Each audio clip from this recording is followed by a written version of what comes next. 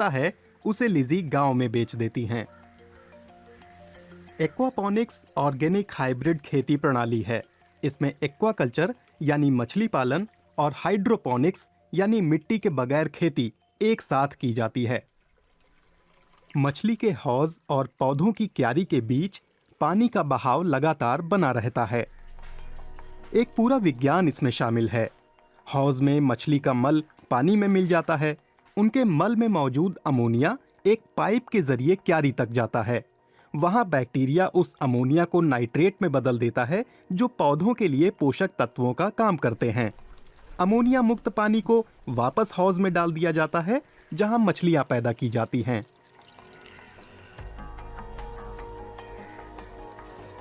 Aquaponics को पानी की बचत वाली खेती के रूप में जाना जाता है। अध्ययन दिखाते हैं कि पारंपरिक खेती के मुकाबले इसमें 10 गुना कम पानी खर्च होता है। पौधे मिट्टी में नहीं उगते, इसलिए मिट्टी जनित बीमारियां भी नहीं होती। मछलियों की वजह से कीटनाशकों का इस्तेमाल मना है।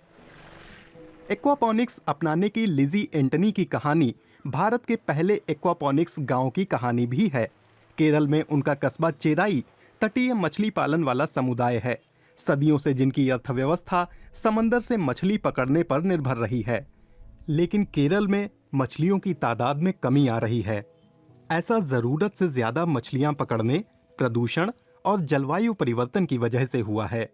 जमीन पर जरूरत से ज्यादा फसल उगाने से उनकी पैदावार पर असर पड़ा है। 2016 में अधिकारियों ने एक्वापॉनिक्स का पायलट प्रोजेक्ट शुरू किया था। एक लोकल बैंक ने तकनीकी प्रशिक्षण के साथ साथ 20,000 रुपए का ब्याज मुक्त कर्ज भी मुहैया कराया। इससे 200 घरों को मदद मिली और अब एक्वापॉनिक्स की मांग बढ़ने लगी है। हम लोग इसे और बढ़ाना चाहते हैं। हमारे समुदाय में करीब 10,000 परिवार हैं। हम चाहते हैं सभी लोग ये तरीका अपनाएं।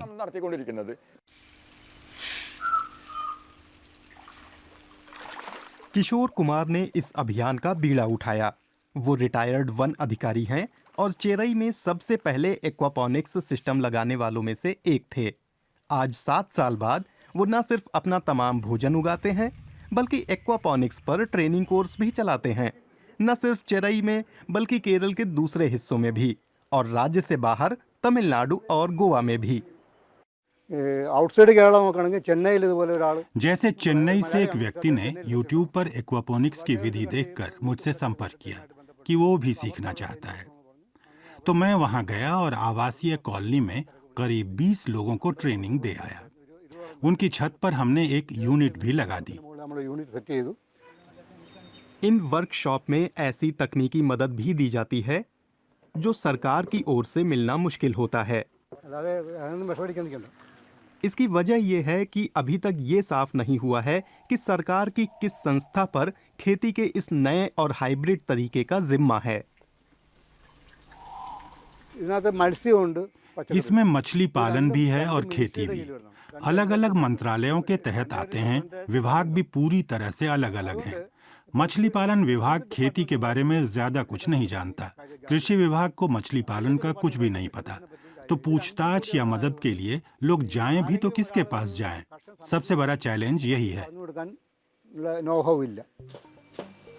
लगातार देखरेख करने और मरम्मत करने के अलावा एक्वापॉनिक्स को व्यापक तौर पर अपनाने से जुड़ी और भी सीमाएं हैं।